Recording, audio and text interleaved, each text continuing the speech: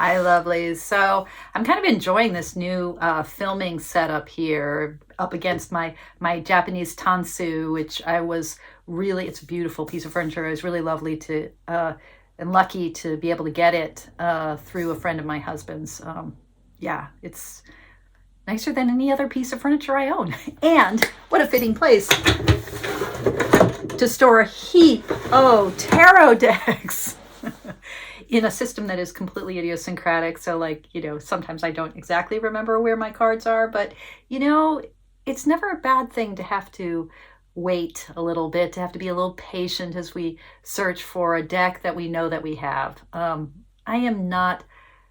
may be like a person who has a desire to have big ideas, but I am not a systematic thinker, in case you haven't noticed. And this video today will be, a case in point. I want to talk a little bit.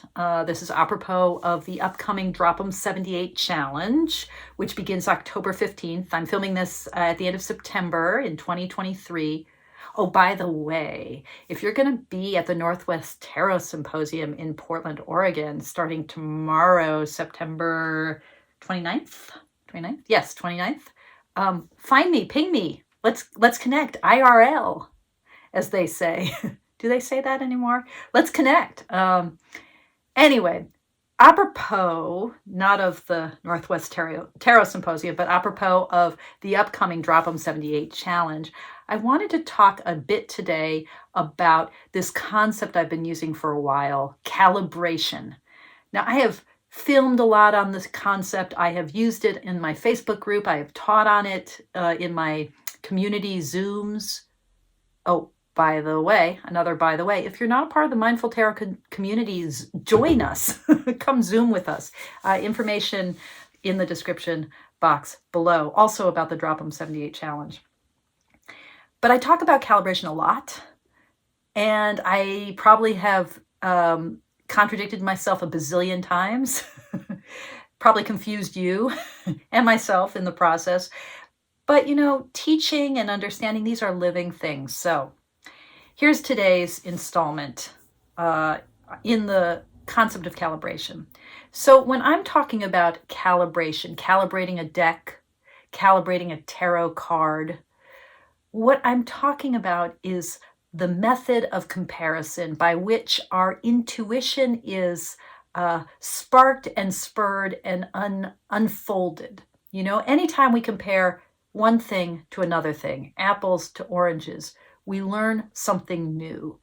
That the pairing speaks together, that in the space between the two, between the apples and the oranges, something is sparked forth. This is how comparison works. This is essentially the working of metaphor. So let's say I offer the phrase, "My love is a red, red rose." Now, roses, my source image, okay, my reference image, it's very concrete. We know what a rose is. I mean, we can hold it, we can smell it, we can watch its bloom open, we can watch its petals fall, we can watch it wither, we can dry it, we can put it in a vase, right? And I know what red is, right? I have a sense of the color red. So that source image, red, red rose, I already know something about that. When I say my love is a red, red rose, now I have the opportunity to learn something about love. And maybe to learn something about my love, both the love I feel and the person that I call my love. Well, she or he, they're a red, red rose. What am I saying in that sentence? Love is the X, the mystery term, right? It's the thing I don't really know that well. It's my target term. So rose is my source, my reference. I know a lot about roses. Love is my target.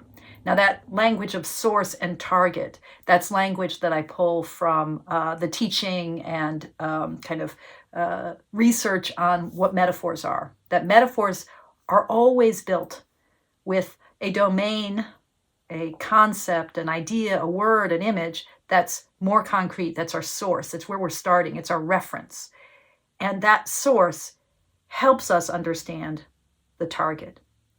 But here's the thing about sources and targets. You know, once I yoke together the idea of roses and love, don't I learn something more about roses too? And in fact, don't roses come to carry a significance that they never carried before? Hence, hence the florist industry that makes a lot of money in the United States on February 14th, and probably in other countries as well. Okay, so source, target, right? Roses, love. What does any of this have to do with tarot? Well, when I talk about calibration, I am talking about using a source deck to help me understand a target deck, okay? Now, I've demonstrated this a bazillion times, but I want to demonstrate this today, once again, in the context of the Drop 'em 78 challenge. Because in the Drop 'em 78 challenge, where you're going to be choosing a single deck, right? A single deck to work with for 78 days from October 15th to December 31st. In that challenge, you have the option, if you like, once you've picked your deck, the deck that inspires you, that challenges you, that kind of makes you stretch your tarot know-how, once you've chosen that deck, you have the option, if you like, to choose a calibrating deck, a source deck, a deck that you know that helps you understand your target, the deck that you've chosen for the challenge. All right, I am going to be demonstrating this today with Ellen Lorenzi Prince's, I'm suddenly wondering if I got her name right, with her Tarot of the Crone, an out-of-print deck, which is the next deck that I am considering in my ongoing search for what deck I'm going to use in this challenge. So this is an out-of-print deck. Apologies to those of you who hate when people show out-of-print decks. I'm just looking up the guidebook now, which I have on my phone. It was a PDF that I can't even remember how I got. Yeah, Ellen Lorenzi Prince. Okay, Dark Goddess Tarot. Some of you know her. Minoan Tarot. I'm sure there are many other tarots that she has. This is actually the only deck of hers I have. I would love an indie version of the Dark Goddess Tarot. But, okay. So, I'm going to demonstrate calibration now with the Tarot of the Crone. So, I don't understand this deck. It's not a standard deck. It's got a lot of renamed cards. Its court cards are, instead of page, knight, queen, and king, or even daughter, son, mother, father, it's beast, beast, witch, grandmother, and shadow. The beast is the primal instinct of the power, the wild and whole expression of the element. So you can sort of see how that's the page, that sort of earth root of the minor suit. The witch is the focused use of the power concerned with fulfillment or expression of self. So that kind of fiery quality of the knight, for me, that's how I understand knights, that knights are on a quest, knights are active, knights are on horseback, they're moving forward, they're the questing side of the suit. Then the grandmother, the mature expression of the power concerned with family and community, that watery, nurturing, cups-like quality of the queen. And then what we, in a traditional deck, the king is the shadow, the element's overdone, destructive, and devouring power. Isn't that interesting for that to be the king? Okay, so it's not a standard tarot, and it's one I've never worked with, or just like a handful of times.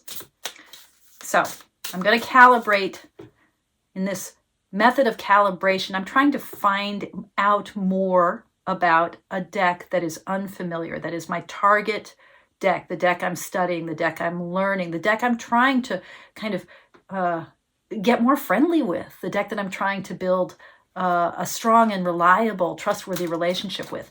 And, you know, calibration always works one card at a time. So it's perfect to use calibration in the Drop 'em 78 challenge. So I'm just going to pick a card at random and calibrate that card, again, in my effort to study this deck. So the card I've picked is the 10 of Cups. Okay, so now I have a guidebook for this deck, And I'm going to look at that. In the Drop 'em 78 challenge, as I'm going through the deck one card at a time, I certainly avail myself of any guidebook that I have for a deck, any other knowledge I have. Here we go. All right, so I think I know what a 10 of Cups is, but what is the 10 of Cups in this deck? So I'm going to look at Lorenzi Prince's discussion of it. 10 of Cups, Rapture. Okay, here's the poem that she has for this card. I fall in her eyes. Her is capitalized, so deified. I fall in her eyes, explode under her infinite hands. I hang between creation and destruction. I breathlessly await her final kiss. Stars upon stars, red and white for passion and truth, burst through and around a figure shaped like a star herself. A flow of red connects her head with the groin, that connects her head with her groin, with what cannot be seen. Ooh! The 10 of Cups is the power of emotion to turn you inside out, to overwhelm your body with sensation, your mind with vision or delusion, and your soul with an epiphany beyond tongue to tell. It's as if you felt in your lifetime, all you felt in your lifetime is concentrated into one moment, all you have ever loved, with all its pleasure and pain. Let the strength of it carry your heart to another level. Whew! Okay, rapture, man. This is it. Boom. Huge. Love, heart, groin, right? It's all here, an explosion into the world of the heart and this feminized energy, which is why I'm interested in this deck to begin with. Okay, that is one freaking powerful card. So now I want to calibrate this deck beginning with this card, okay? So there are at least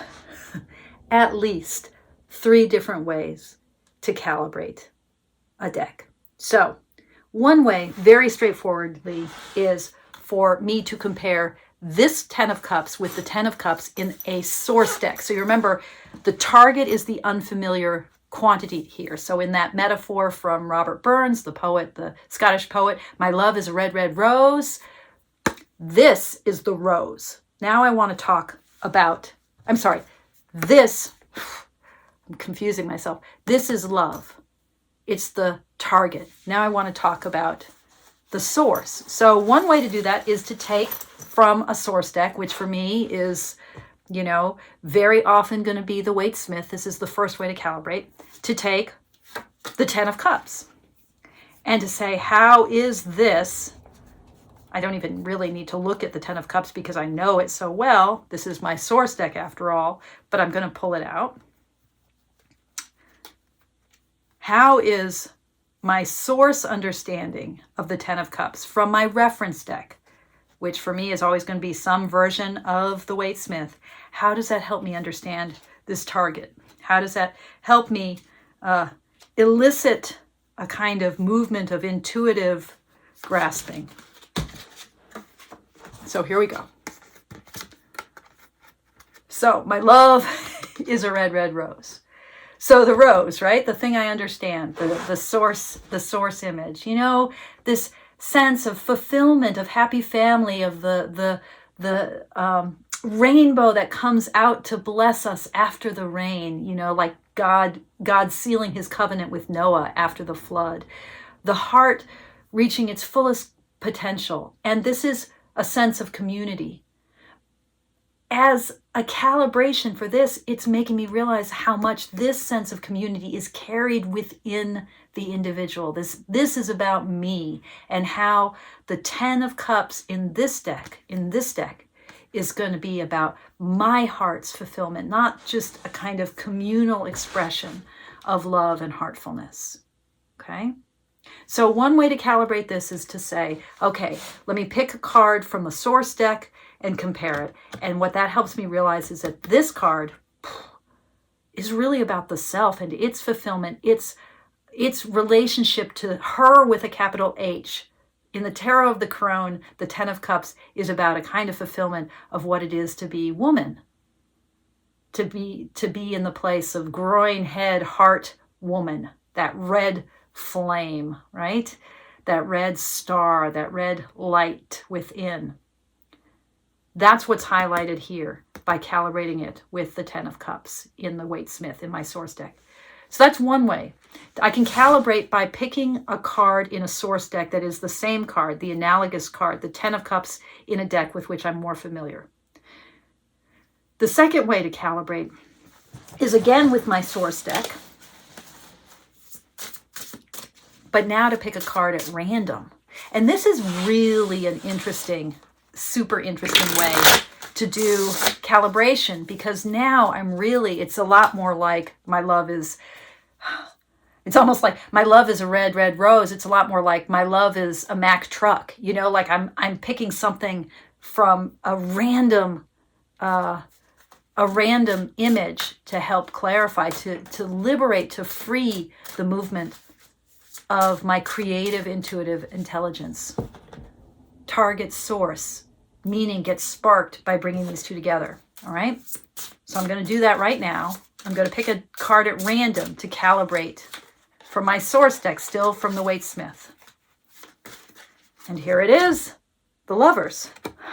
Okay, well, it's sort of, yeah, I mean, okay, this is about this card, and this is actually going to be super interesting.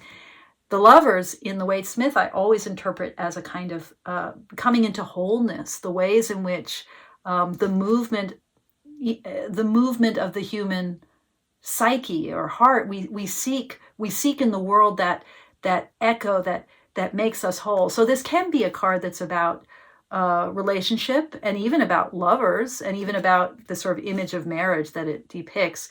It can be a card thinking about the traditional kind of Marseille imagery of choice.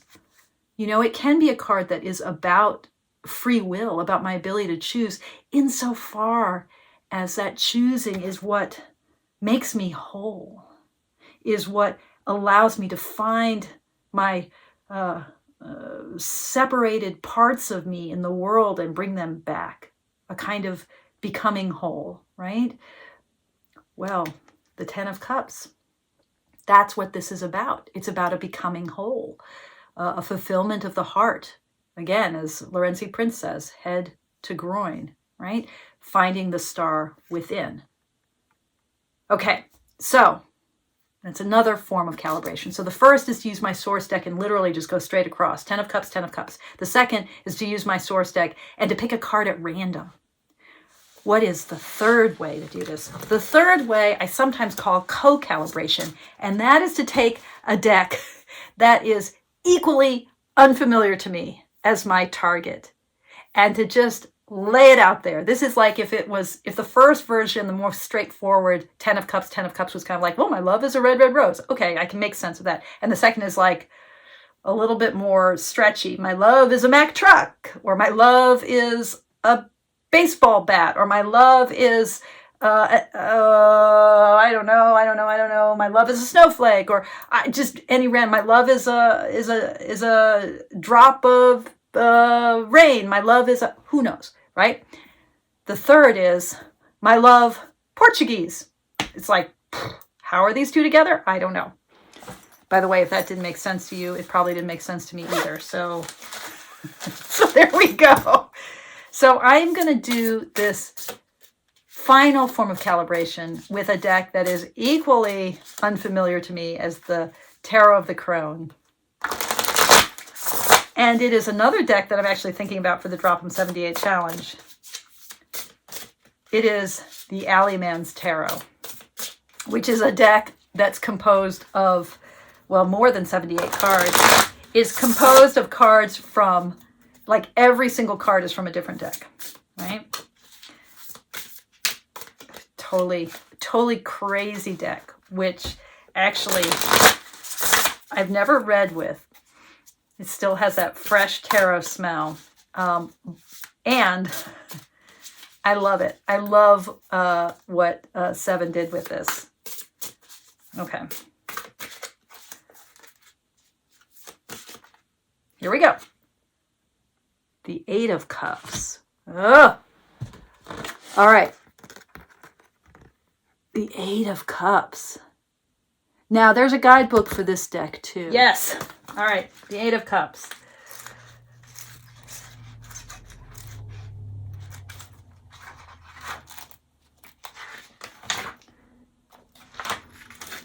The Eight of Cups is one of those kind of somber ones when we're in difficult situations.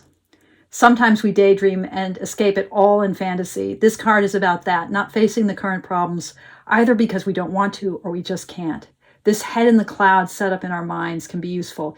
It can help take our minds off difficult situations. It can also be detrimental, where we won't face the truth to spare our pride or our feelings. Be careful reading this with other cards. One side of it is kindness from pain. The other is ignorance. This Eight of Cups was made by dreaming in color. So I totally disagree with that interpretation of the Eight of Cups, by the way. I don't think of it as about daydream or escape. But okay. I mean, I do, in this, I see how this image is about the rain and being above the clouds and yet being... So how is that? Wow. How is that calibrating this? How is this calibrating that?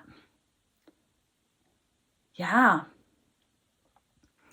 I mean, I think what I'm seeing here in this image is the kind of grid-like background and this dissolution of that rigidity in a kind of dark cloudiness and patches of light.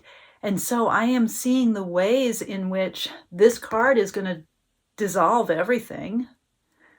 And perhaps in that way, try to escape where we are.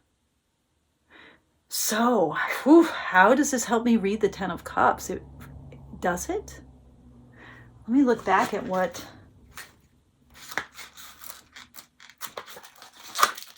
That is a hard... This is one of those head scratchers moment.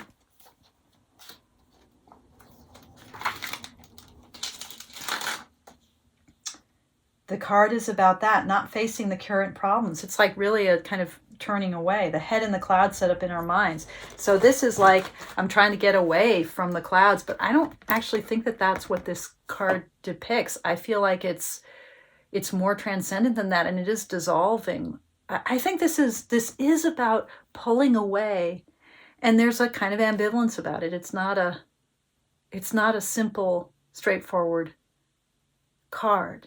So, to come back to the Ten of Cups, how is this culmination, this head to groin kind of fulfillment, how is this potentially, oh, I love the back of this card, how is this potentially about trying to dissolve problems? Is there a kind of cautionary note in this card through this calibration? Like, you can't leave it all behind. You can't just be in the stars. And every 10 does have to fold back down to 1. That's the thing about tarot. We never get away from the movement of the mandala of tarot. It's cycle upon cycle. It's a moving spiral. Okay, so those are the 3 modes of calibration. I don't know. Did this video make sense? Did it help?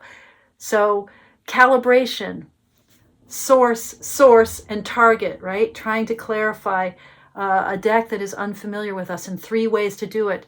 One straight across, 10 of Cups, 10 of Cups. The other random. So in this case, I got the 10 of Cups with a source card that was, now I can't even remember what it was. That was, oh, the Lovers. And then finally, the source is not a source. We've got 2 targets, basically 2 unfamiliar decks, a kind of co-calibration moment where now I'm thinking 10 of Cups and 8 of Cups. How are they related? Yeah. Okay. That's all I got for today. Hope you're intrigued. Hope you're inspired. And as always, I thank you so much for your practice. Take good care.